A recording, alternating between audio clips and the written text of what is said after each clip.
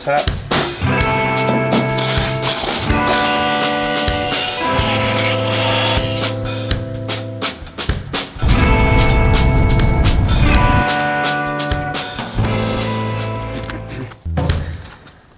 Okay, I'm in front of Myrtle and we are going to get stuck into changing these headlights over for LED headlights, which I've got from Bangin Headlights. George there was really helpful online. I actually made the purchase through Instagram and he sorted it out really easily. Now, I haven't tried to fit these yet, so hopefully they're pretty straightforward.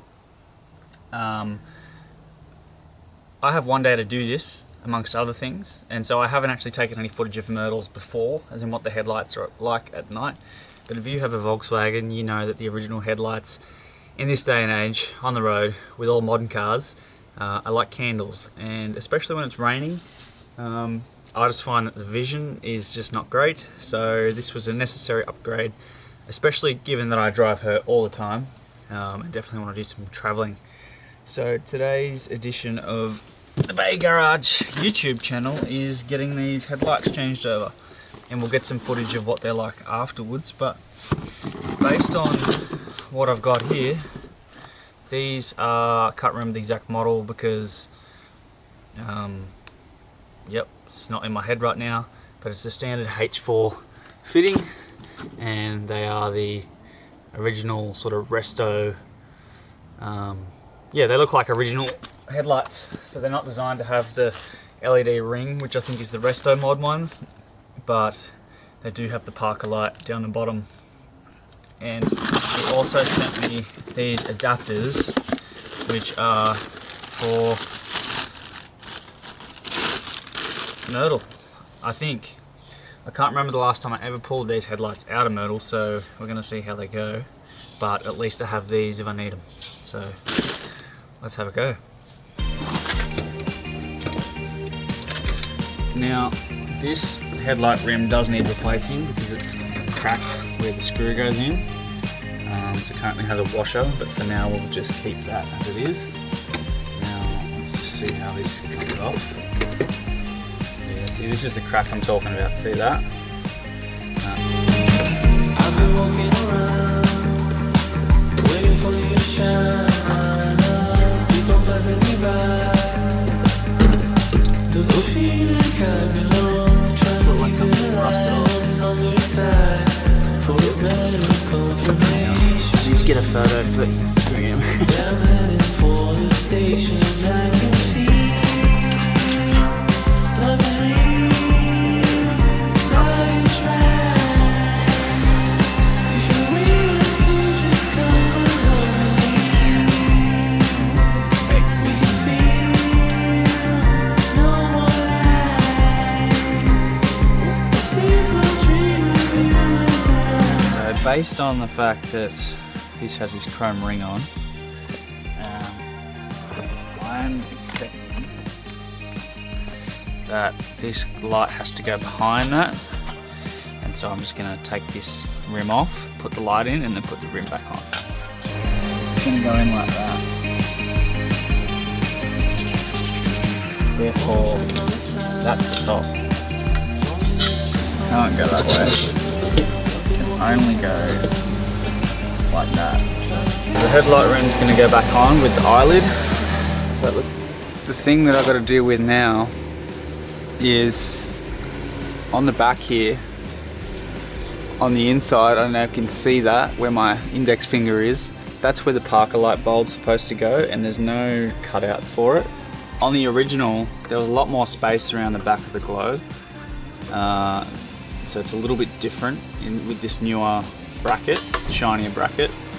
And so I'm gonna just have to drill a hole here. So I might just get a step drill and drill a nice neat hole through there, and that should do the trick. This is the little parking light thing that needs to go essentially through this part here. So what I'm gonna do is just mark a spot. I'll get a steel ball.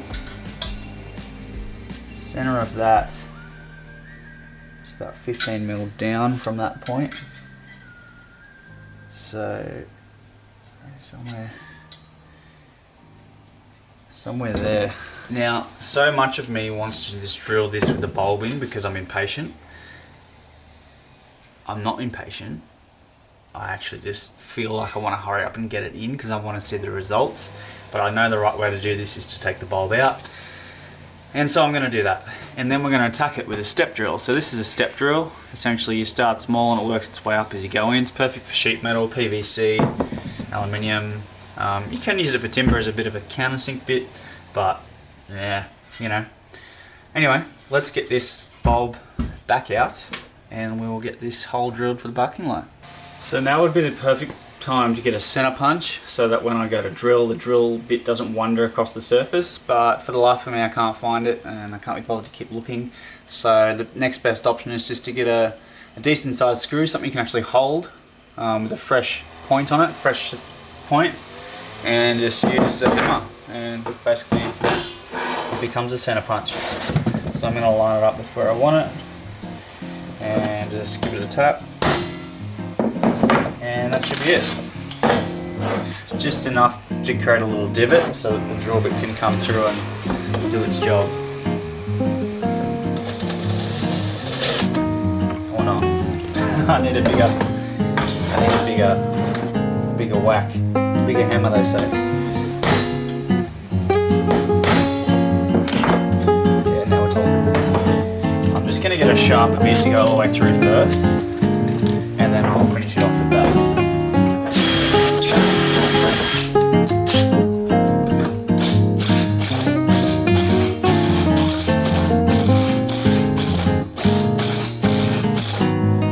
So there's a hole, so to straighten that internal piece back up. That's what I might just grind a nice little slot in there.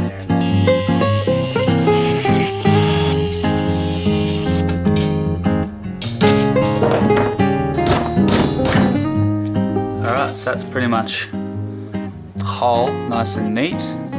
I'll just get a round file and file off any of those edges. It's the end of the plug coming out there.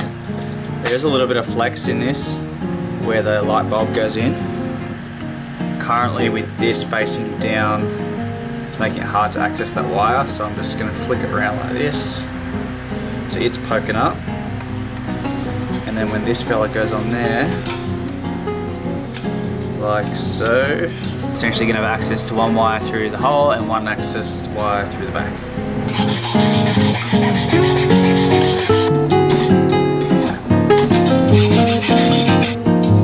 There's enough filing done, so that there in between my fingers is the new entry point for the lights, which has all been filed and no more swarf on there, so happy with that. I've got the trim ring pre-fitted to the globe with the parking light facing this way with the little ground strap. I don't know which one's the ground, but I've essentially got one terminal facing up and one out, so don't have it the other way around, otherwise you won't be able to access it. And so from that point there,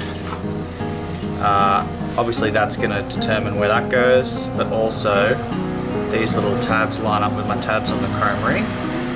So when I come down, that's going to slip in this position, and there we go. Oop. Yeah. Now it's nice and snug. Might even use this box to rest the light on, just so that I can sit it flat this way and not have the terminals get in the way of the bench. So if we do that, you might be able to see.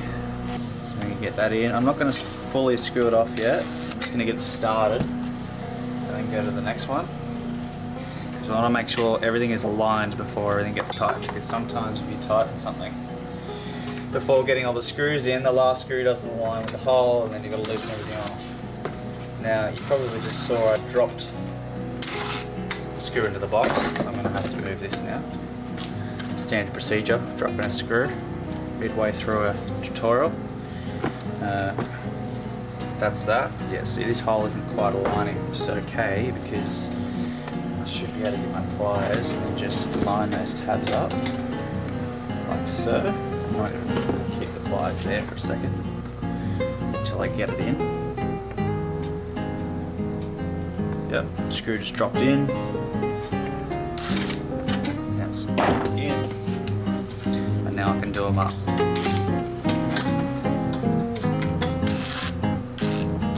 This is the sort of thing that would probably strip if you over tighten it with the drill, so I am going to get a screwdriver and just hand tighten them. So that's sweet, like that. All those are tightened down, and we've got our parking light coming through the back of the headlight, and that is ready to go in Myrtle. Boom. I'll get the other one done and then we'll put them in.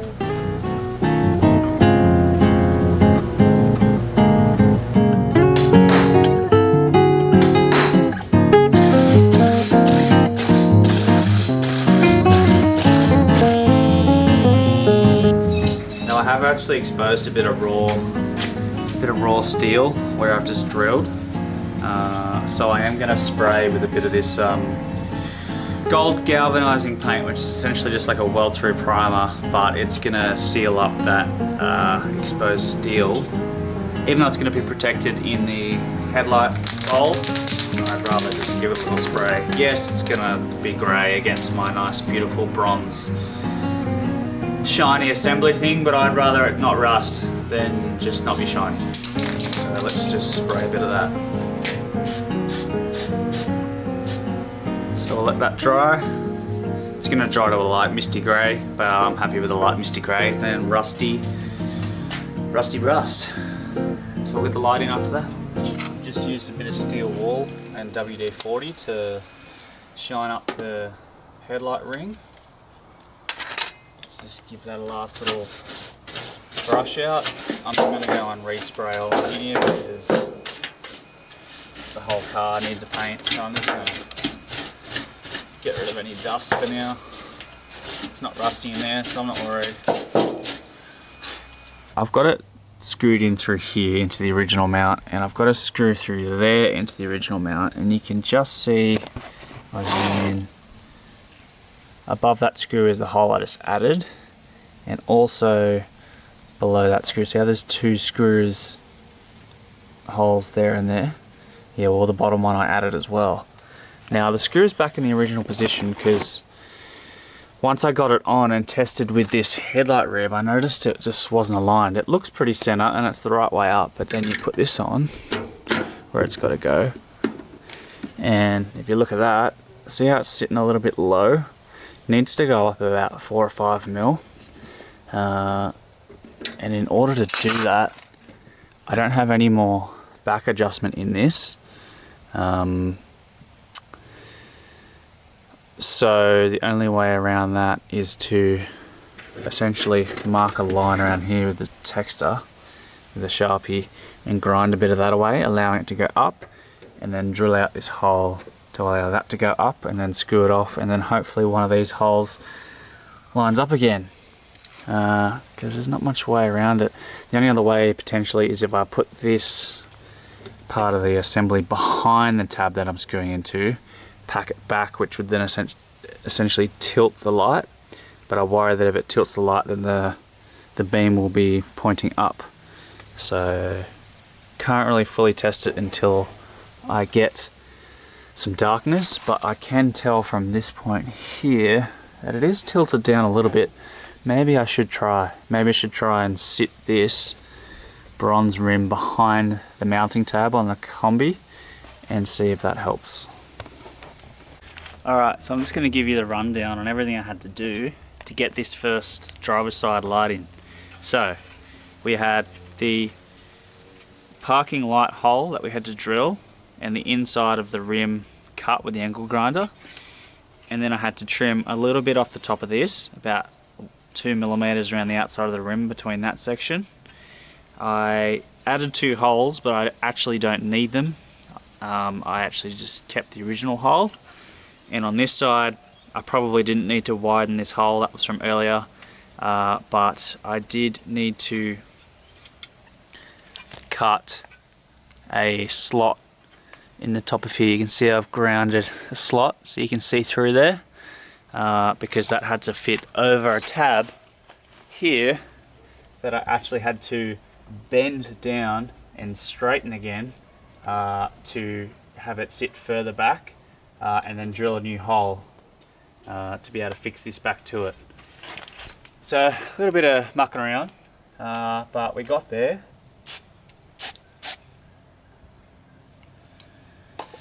Alright, I'm going to let that dry, and I'm going to move on to the passenger side.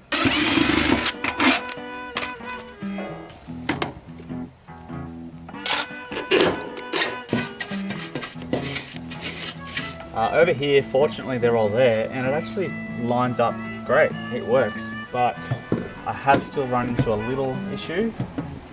The little adjustment screw here, this one here, which goes left and right on the headlight adjustment, is actually in the way of me putting on the outer rim screw, because that's where it goes through. They're going to clash, and so what I'm going to have to do is I'm going to have to relocate this screw and a lining pin, or whatever you want to call it. Got to allow enough material here for this screw to stay in the slot, but I can cut that on a 45 and might be enough clearance just to get this screw I'm talking about go past. Oh look, it's not all the way in, but I know it's going to go down, so I've got to get this little rubber tab, this little thing, back in. I'll do that, I'll get it assembled, and then I'll show you. Put the screw back in, and I'm happy with that. So now I'm just going to grind off these high tabs, level with the screw, and then we should be right.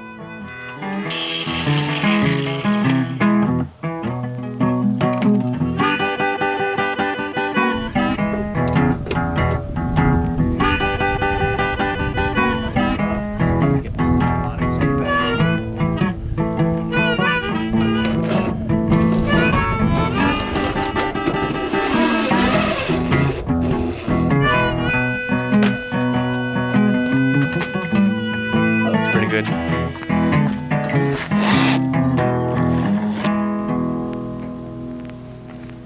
Haha!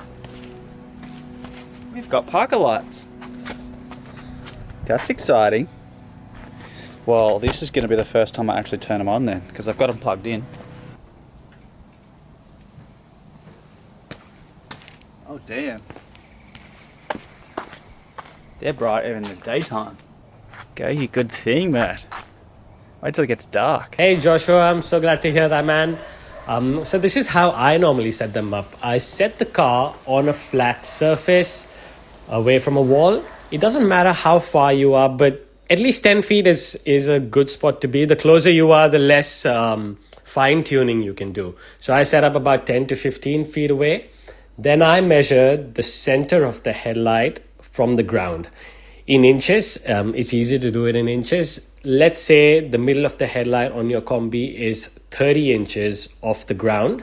I mark with a piece of tape on the wall, 30 minus 1, 29 inches. I'll mark 29 inches, and then I aim the beam so that the flat part of the higher side of the beam is at 29 inches. And that way you know that your headlights are aimed downwards, ever so slightly, and as long as they aim downwards, they won't shine into other people's eyes unless someone is, sitting really low on the ground in like a wedge-shaped Ferrari. So you'll be good.